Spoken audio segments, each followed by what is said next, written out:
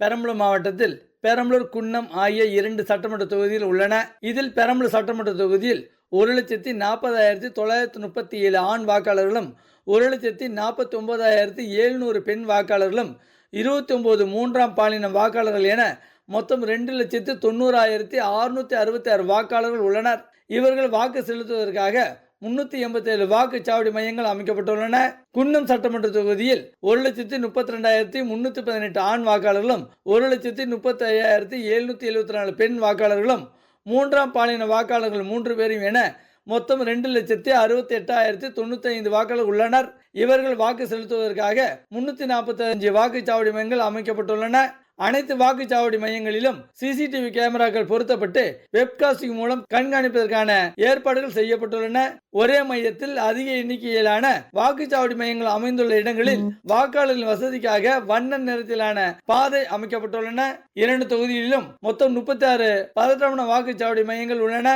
இங்கு இந்திய ராணுவத்தினர் பாதுகாப்பு பணியில் ஈடுபடுத்தப்பட உள்ளனர். நாளை நடைபெறவுள்ள தேர்தல் பணியில் 3512 அலுவலர்களும் ராணுவம், போலீசார், ஊர்காவல் படையினர், சிறைத்துறையினர், தீயணைப்பு துறையினர் என மொத்தம் 1246 பேர் பாதுகாப்பு பணியில் ஈடுபட உள்ளனர். பெரம்பலூர் தொகுதியில் அதிமுக சார்பில் தமிழ்ச்செல்வன், திமுக சார்பில் டாக்டர் ஜெயலட்சுமி, தாவேக சார்பில் சிவக்குமார், நாம் தமிழ் கட்சி சார்பில் சுகன்யா உள்பட 11 வேட்பாளர்கள் போட்டியிடுகின்றனர். குன்னம் சட்டமன்ற தொகுதியில் திமுக சார்பில் போக்குவரத்துறை அமைச்சர் சிவசங்கர், ஐஜேக சார்பில் சரண்யா, தாவேக சார்பில் ரேவதி, நாம் தமிழ் கட்சி சார்பில் கீர்த்திவாசன் உள்பட 19 பேர் வேட்பாளர்கள் போட்டியிடுகின்றனர். இவர்கள் கடந்த 6ஆம் தேதி முதல் நேற்று வரை தீவிர பிரச்சாரத்தில் ஈடுபட்டு ஓட்டு சேகரித்தனர். பெரம்பலூர் மற்றும் குன்னம் தொகுதியை பொறுத்தவரை 4 முனை போட்டி ஏற்பட்டுள்ளது. இதனால் வேட்பாளர்கள் தீவிரமாக ஓட்டு சேகரிப்பில் ஈடுபட்டனர். குறிப்பாக திமுக, அதிமுக இடையே கடும் போட்டி நிலவுகின்றன. நேர்மையான வெளிப்படைத்தன்மையுடன் கூடிய தேர்தல் நடத்த அனைத்து ஏற்பாடுகளும் தயார் நிலையில் உள்ளது. இதுகுறித்து மாவட்ட தேர்தல் அலுவலர் திருமதி மெருனாளினி நம்மிடம் கூறுகையில், பெரம்பலூர் மாவட்டத்தை பொறுத்த வரைக்கும் நேர்மையான தேர்தல் நடைபெறுவதற்காக அனைத்து ஏற்பாடுகளும் தயார் நிலையில் இருக்கு. எல்லா போலிங் ஸ்டேஷன்ஸ்க்கும் தேவையான அடிப்படை வசதிகளான குடிநீர் வசதி, ஷாமியானா பந்தல் வசதி, அதே மாதிரி ஒரு மாற்றுத்திறனாளி வந்தாருன்னா அவருக்கு தேவையான ஒரு உதவியாளரோட ஒரு வண்டியும் ஏற்பாடு பண்ணியிருப்போம். அந்த மாதிரி எல்லா நடவடிக்கைகளும் மேற்கொள்ளப்பட்டிருக்கு. செல்போன் ஒருவேளை வாக்காளர்கள் கொண்டு வந்திருந்தாங்கன்னா அதை வெளியில வச்சுட்டு போயிட்டு திரும்பி வாக்களிச்சுட்டு அதை பெற்றுக்கொள்வதற்கான அந்த வசதியும் தற்போது செய்யப்பட்டு பெரம்பலூர் மற்றும் குன்னம் கான்ஸ்டிடன்சிக்கான எல்லா போலிங் மெட்டீரியலும் அந்த சென்டர்ஸ்ல போலிங் ஸ்டேஷன்ஸ்க்கு போயிட்டு இருக்கு.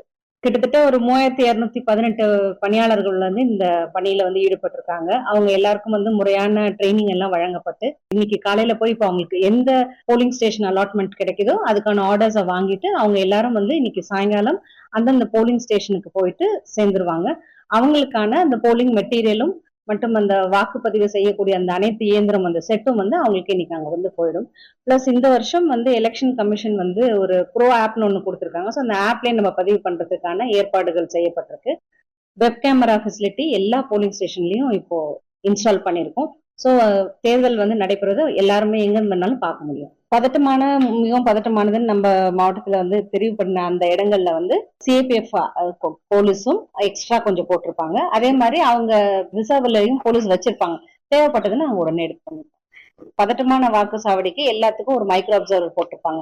அவங்க இன்டர்ன் ஏதேனும் ஒரு விஷயம் நடந்துச்சுன்னா உடனே அந்த அப்சர்வரோட நாலேஜ் கொண்டு போவாங்க. தேர்தல் விதிமுறைகள் பாத்தீங்கன்னா எஃப்ஐஆர் போட்டது கிட்டத்தட்ட 23 எஃப்ஐஆர்ஸ் போட்டிருக்கோம். அதாவது தேர்தல் விதிமுறைகளுக்கே வந்ததுபடி. அதே மாதிரி சீசர்ஸ் பாத்தீங்கன்னா கிட்டத்தட்ட ஒரு 3.4 crores பக்கம் சீஸ் பண்ணிருக்கோம். அதுல ஆவணங்கள் கிடைக்க அந்த சப்போஸ் அவங்க ப்ரொடியூஸ் பண்ணாங்கன்னா அந்த ஆவணங்களின் அடிப்படையில அது சரியா இருந்ததுன்னா அதை ரிலீஸ் பண்ணதும் அதுவும் பண்ணிருக்கோம். 2 கான்ஸ்டிடன்ஸ் பிளஸ் நிறைய ஸ்வீப் ஆக்டிவிட்டிஸ் பண்ணிருக்கோம். நம்ம மாவட்டத்துல ஒரு விழிப்புணர்வை ஏற்படுத்தியிருக்கோம். எல்லாரும் வாக்களிக்கணும் அப்படிங்கிற விதத்துல. அதனால கூடுமான வரைக்கும் இது எல்லாருக்கும் எடுத்து சொல்லி இருக்கிறது.